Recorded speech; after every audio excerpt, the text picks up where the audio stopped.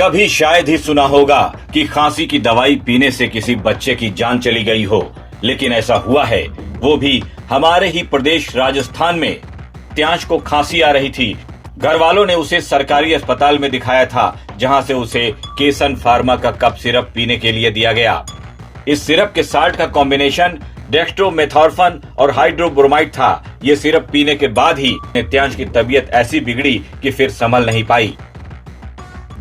बच्चे ने तड़प तड़प कर दम तोड़ दिया। केसन फार्मा का यही कप सिरप राजस्थान के कई जिलों के सरकारी अस्पतालों में भी मौजूद था। अब तक 5 जिलों के 10 बच्चे ये सिरप पीने से बीमार हो चुके हैं। एक बच्चे की मौत हुई है। बच्चे की मौत से हड़कंप मच गया। सरकार ने अब इस सिरप को बैन कर दिया है, लेकिन हैरत की बात तो ये है कि जिस केसन फार्मा का ये सिरप बैन हुआ है, उस कंपनी की बाकी दवाइयां अब भी सरकारी अस्पतालों में रखी हुई हैं। इस बात की क्या गारंटी है कि केसन फार्मा की बाकी दवाइयों का साइड इफेक्ट नहीं होगा? शायद अब केसन फार्मा की बाकी दवाइयों का ट्रायल भी अस्पताल वाले राजस्थान के इन्हीं गरीब बच्चों पर ही करना चाहते हैं। दवा पास हुई तो ठीक, नहीं तो किसी गरीब बच्चे की जान ही तो जाएगी। किसे फर्क पड़ता है?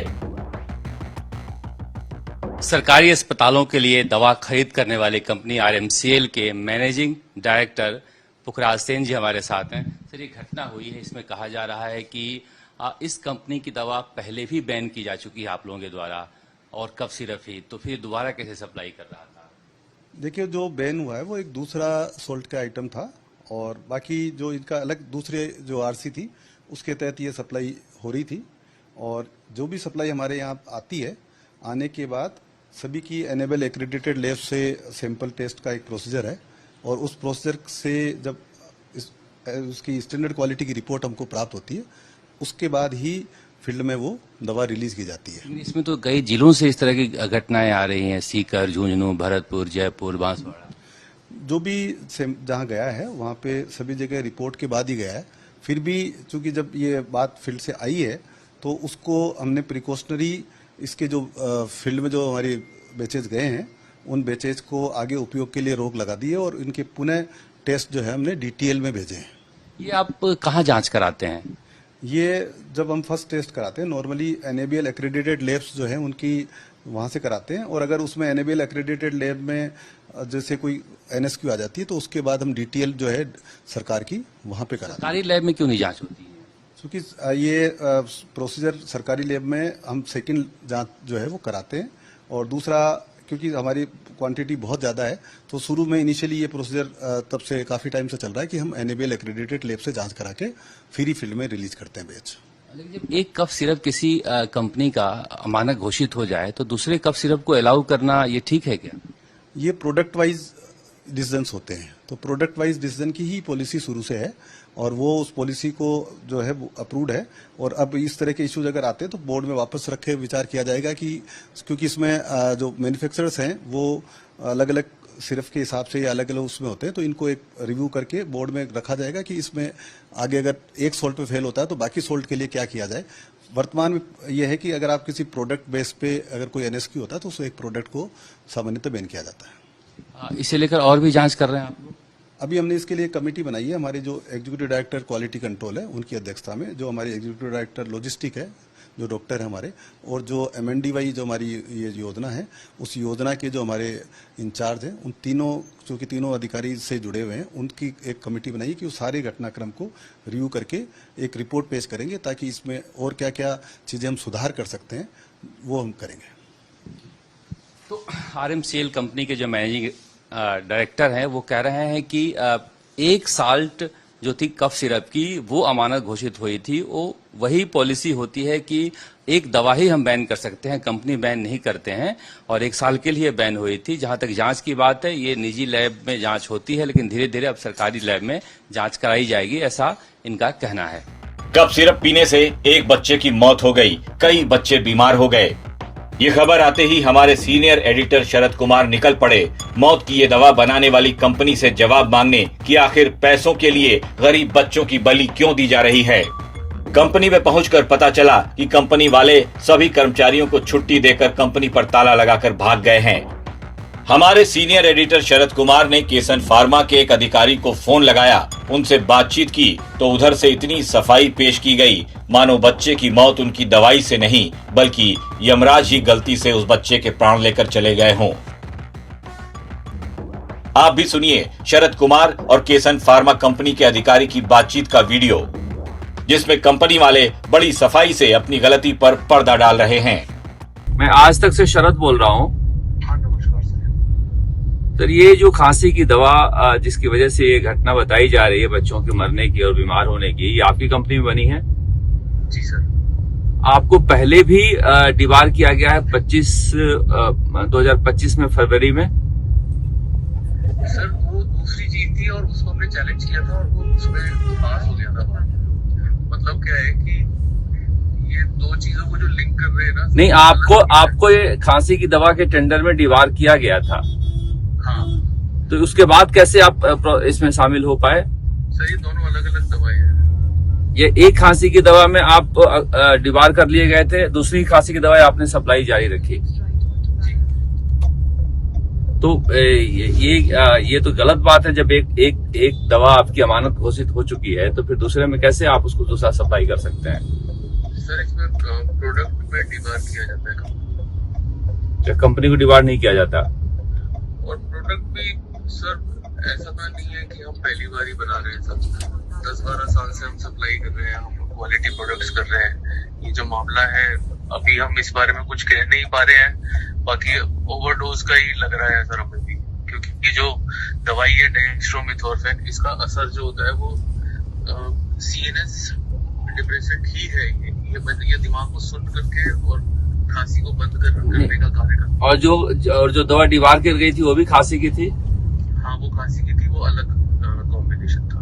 अभी आपको टेंडर में ही प्रक्रिया में शामिल होने से रोका गया था कंपनी को? टेंडर प्रक्रिया में उस खांसी की दवा में हमें शामिल नहीं किया गया। जिसमें डिबार गया था उसमें हमें शामिल नहीं किया। और ये जो आपने दवा बनाई है उसके बाद आपको इसमें शामिल करने में किसी रोका नहीं? ये वाली जो दवाई है जिसकी अभी बात हो रही है डेक्स्ट्रोमेथोर्फेन हाइड्रोक्लोराइड सिरप, ये हम 10 साल से बना रहे हैं और इसमें कभी कोई शिकायत नहीं आई है। ये जो शिकायत आई है ये पहली बार ही आई है और वो इस वजह से आई है क्योंकि ओवरडोसेज की वजह से। और ये पहले दिल्ली में भी ये एडवाइजरी जारी करी गई थी। नहीं, पहले वाली दवा में क्या शिकायत आई थी आपकी? उसमें मेंथोल जो था, मेंथोल कम पाया गया था, जिसको हमने चैलेंज किया था कोर्ट में। और फिर सेंट्रल ड्रग लेबोरेटरी में उसको भेजा गया था और वहां से वो मेंथोल ज्यादा आया था, उसमें मतलब कम नहीं आया था।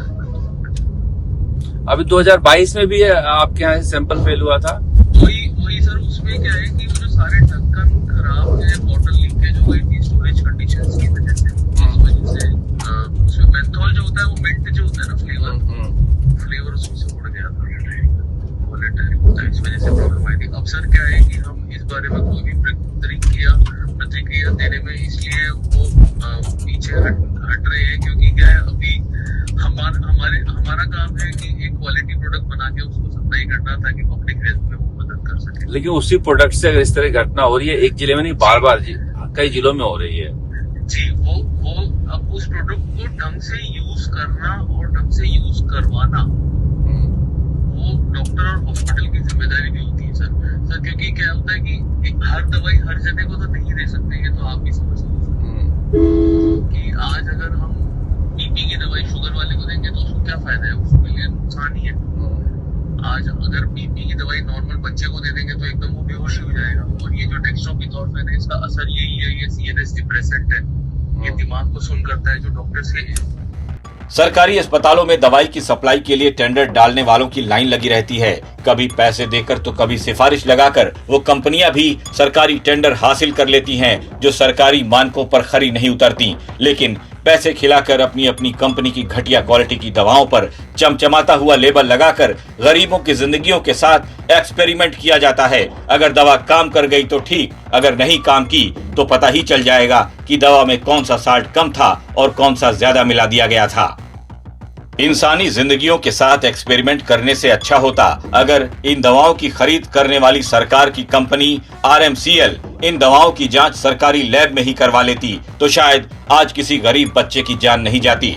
इस मामले को लेकर अब विपक्ष भी करप्शन का आरोप लगा रहा है।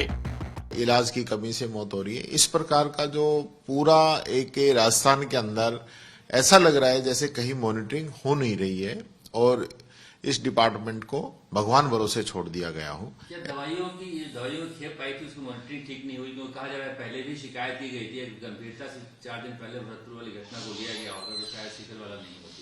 देखिए सही बात है, ये सही बात है कि कई बार इनकी दवाइयों के अंदर कोई पूरा बैच ऐसा हो जाता है कि जिसकी पूरी जांच नहीं हो और नेग्लिजेंसी की वजह से सप्लाई हो जाए, क्योंकि एक ये भी सोच रहती है गवर्नमेंट सप्लाई है जो मर्जी कर दो, और कुछ लोग मिल भी जाते हैं दवा कंपनियों से। कई बार इनकी दवाइयों के अंदर कोई पूरा बैच ऐसा हो जाता है कि जिसकी पूरी जांच नहीं हो और नेग्लिजेंसी की वजह से सप्लाई हो जाए, क्योंकि एक ये भी सोच रहती है गवर्नमेंट सप्लाई है जो मर्जी कर दो, और कुछ लोग मिल भी जाते हैं दवा कंपनियों से, तो उसके बिहाफ पे भी 19-20 चीजें सप्लाई कर दी जाती हैं। तो इस पूरे मामले की जांच होनी चाहिए, किन किन लोगों की इसके अंदर सहमति है, सप्लाई चेन पूरी है, उसमें किन किन की मॉनिटरिंग की जिम्मेदारी थी, दवाई की भी पूरे सैंपल वगैरह लिए जाने चाहिए। और ये काफी लंबे समय से शिकायतें चल रही हैं राजस्थान की मेडिसिन खरीद के अंदर भी। बहुत सी मेडिसिन ऐसी हैं जिनको खरीदनी चाहिए वो खरीदी नहीं जा रही है, बहुत सी मेडिसिन ऐसी हैं जिनकी जरूरत नहीं है उनको खरीदी जा रही है, और टेंडरों के अंदर भी पीछे काफी चर्चाएं आई थी कि जो है सही तरीके से टेंडर नहीं किए गए हैं। तो ये पूरा एक मामला ऐसा बनता है कि जिसकी जांच की जरूरत है। सरकारी अस्पतालों में मुफ्त दवा योजना की सप्लाई में जांच के बाद फरवरी 2025 में इस कंपनी के कफ सिरप पर पाबंदी लगी थी, मगर हैरत की बात है जनता के लिए बाजार में ये अपना ब्लैक लिस्टेड माल भी बेचता रहा। सरकार ने कफ सिरप को तो ब्लैक लिस्ट कर दिया, लेकिन इसके उत्पादन पर कोई पाबंदी नहीं लगाई। ये खेल मिली भगत का है। सरकारी खरीद के बाद दवाइयों की जांच निजी लैब में कराई जा रही है, न कि सरकारी लैब से। 2024 में मुफ्त दवा योजना की 101 दवाइयों के सैंपल फेल हुए थे। 2025 में अब तक 81 सैंपल फेल हो चुके हैं, लेकिन ड्रग कंट्रोल विभाग ने आम जनता की सप्लाई के लिए इस पर कोई पाबंदी नहीं लगाई है। अब राजस्थान सरकार ने पूरे मामले की जांच के लिए 3 सदस्यों की एक कमेटी बनाई है और आगे के लिए सभी कंपनियों के डेक्स्ट्रोमेथॉर्फन और हाइड्रोब्रोमाइड कफ सिरप पर पाबंदी लगा दी गई है। ब्यूरो रिपोर्ट, राजस्थान तक।